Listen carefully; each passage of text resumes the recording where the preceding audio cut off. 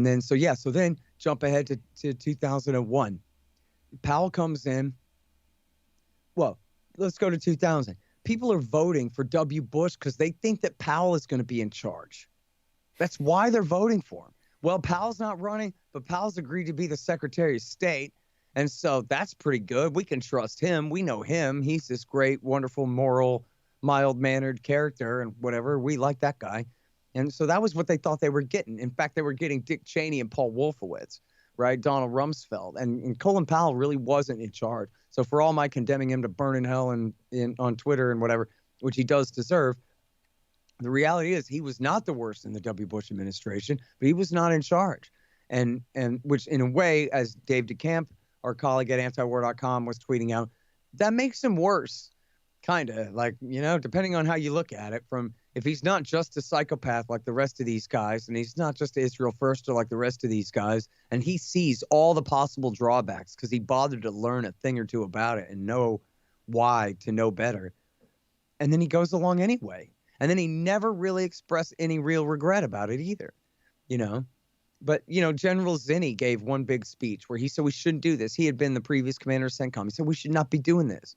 And Colin Powell saw it. He knew it as much about it as Zinni did and knew why not to do it for the same reasons that Zinni knew not to do it. And he told Bush not to do it, Iraq War II. But then he said, but I'm with you no matter what, boss. And then so when Bush said, well, I'm not listening to you, I'm listening to them, and I want to do it, he said, okay. And when they said, listen, if we send, who's the ambassador to the UN at the time? I'm sorry, I forget. Maybe it was Negroponte was the ambassador to the UN at the time. If we send Negroponte out there to make the case at the UN, he's not going to get it done. If anyone can get it done, it's you. And if anyone has a high enough popularity rating that you can afford to take the hit for lying to everybody, you're the guy. And he could have just said, screw this, man, I'm not doing it. And instead he said, okay. And then, and his right-hand man, his chief of staff, his real right-hand man, I guess, would be Dick Armitage, the deputy secretary of state, was also his close friend.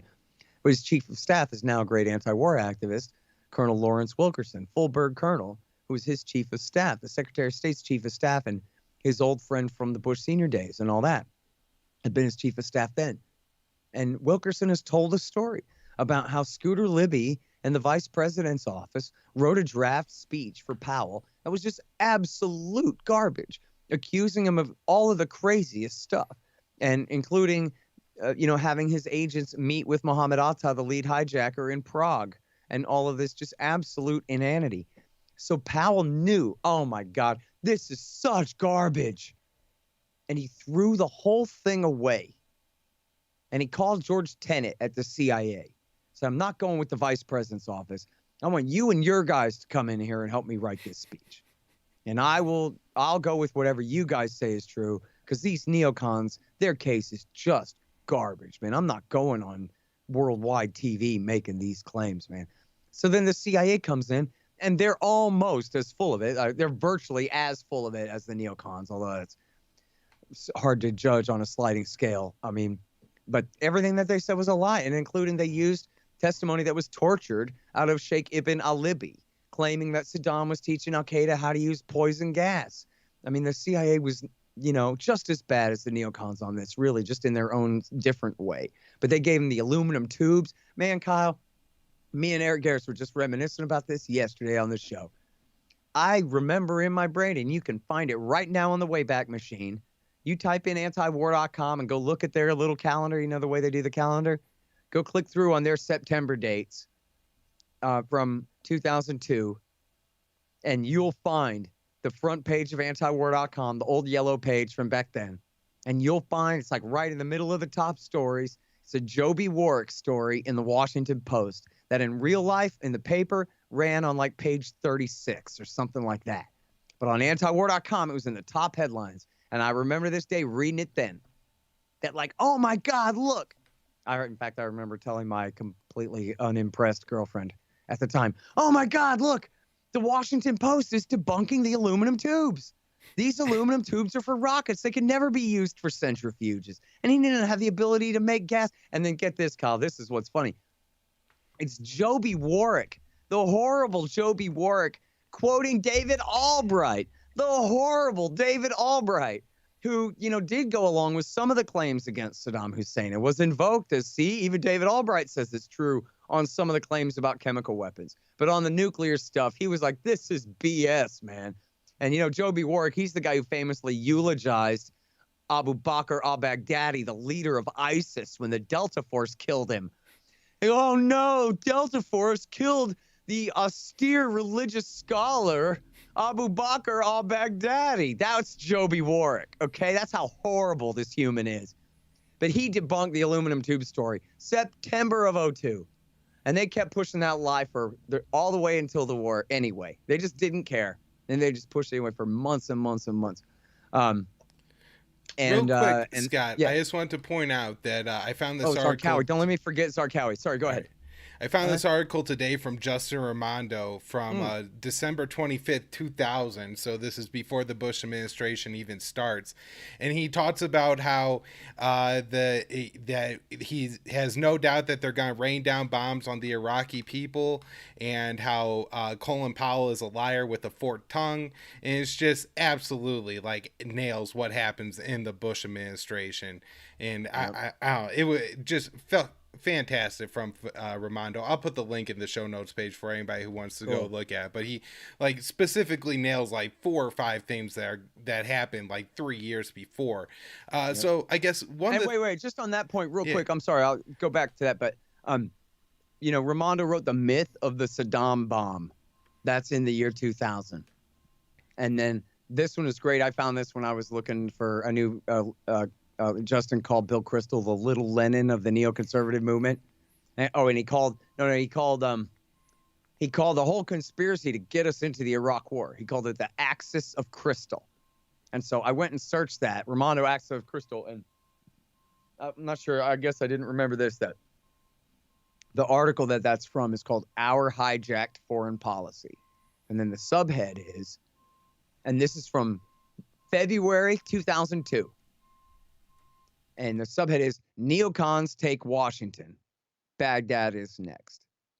This is a year and 3 months before the war. And it's all about the neocons in the Pentagon and the vice president's office and all their plot to get us into war and the Project for New American Century and all that. So seriously, especially for you youngins, go back, spend a rainy Sunday, man, and just go through and just tear through Raimondo's articles. Start at 99 and read them as fast as you can. Don't even pay attention. Just read as fast as you can.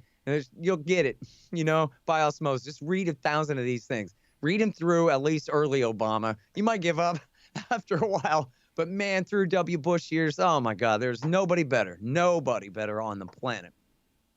Right. And there's still a lot you'll really learn from it too. It's not just that, oh yeah, Justin was right about everything. You'll learn little facts and stuff about these guys that have been, long forgotten by pretty much everyone.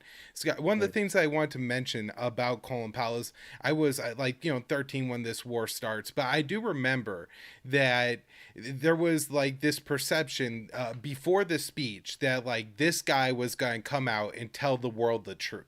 It was on Colin Powell to convince people, and a lot of people after it happened, I remember saying, well, General Powell thinks so, and that was just the way to say what do you mean Russia didn't have the election? It says it right in the Washington Post. That's who he was, and that there was some real excitement for the Iraq War because it was supposed to be like the first Gulf War, and Powell was a part of that, and the Powell Doctrine and everything, where this was going to be a real American flag waving victory.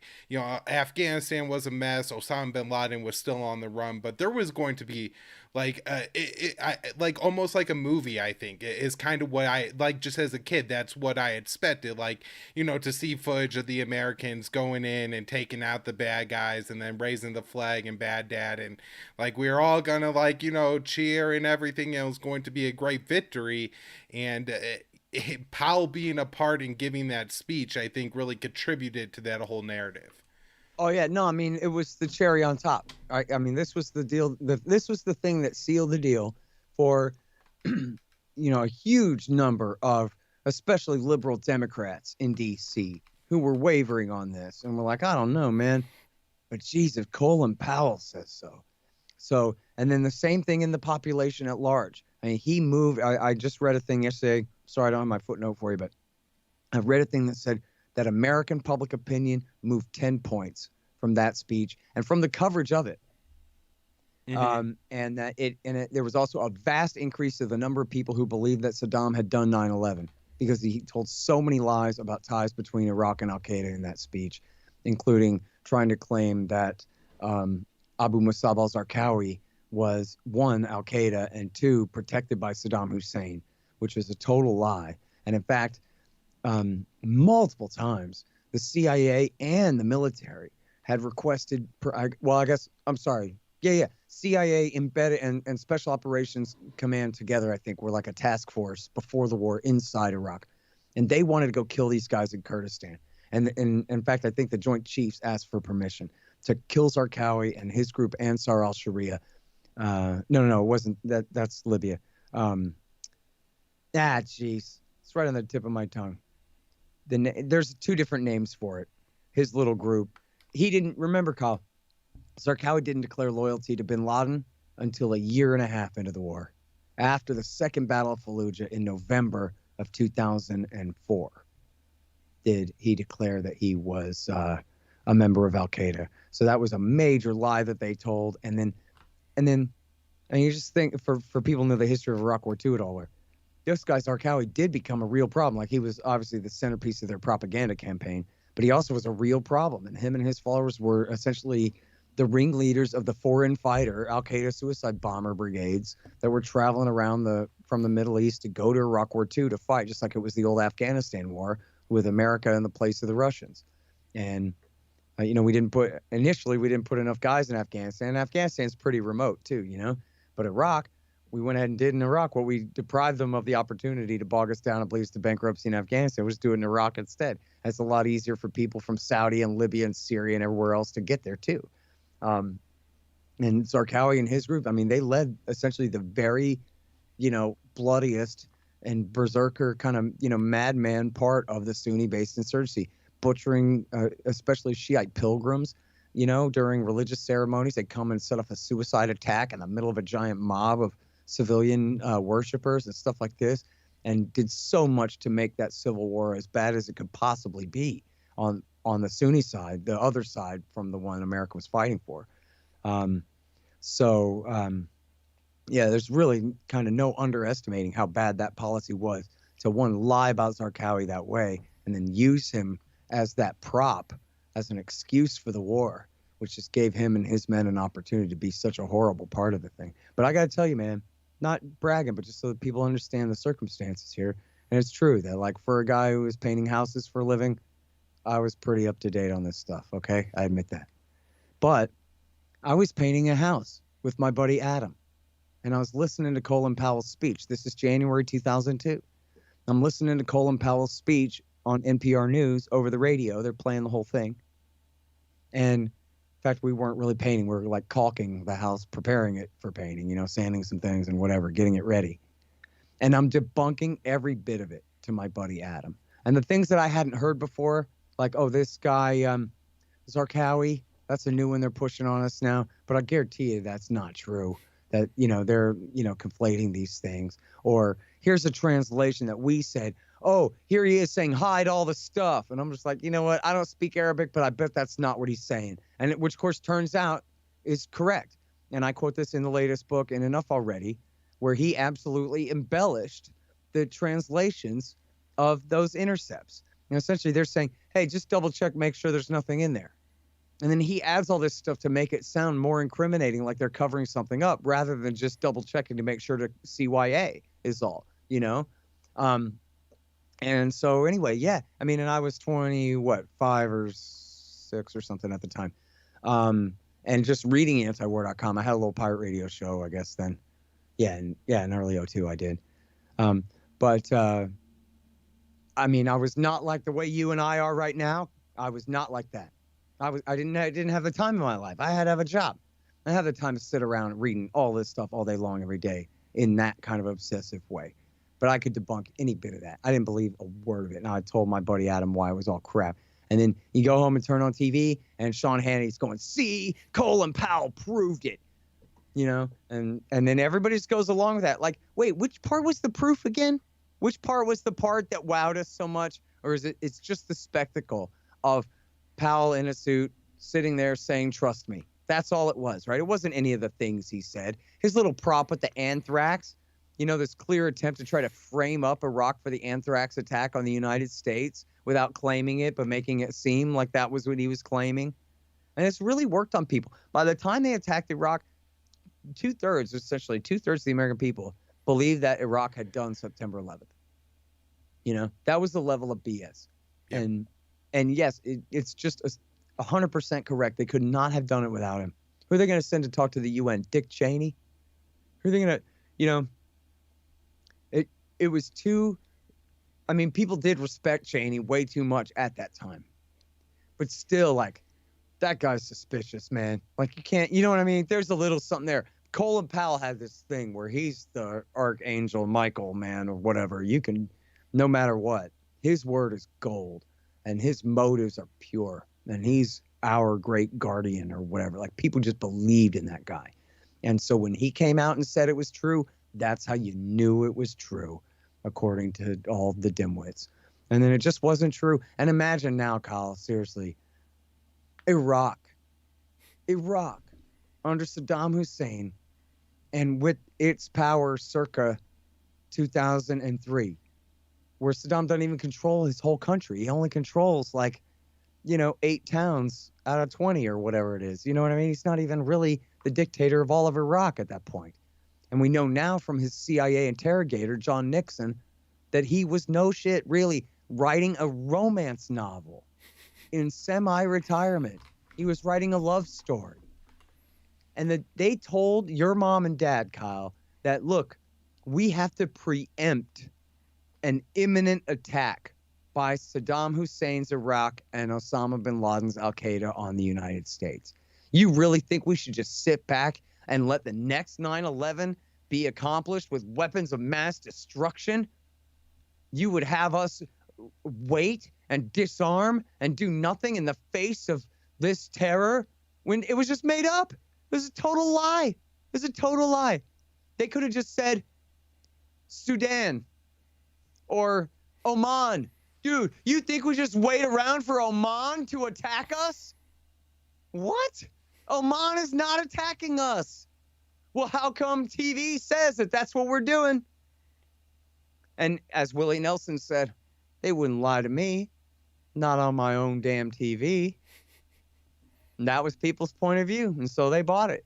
And God bless Willie, because he wrote an anti-war song in 2003, that Christmas. He wrote a great anti-war song about all of that. And that was what he said. It was like, focusing on the dishonesty of it all, that they would manipulate people in this way, Yeah.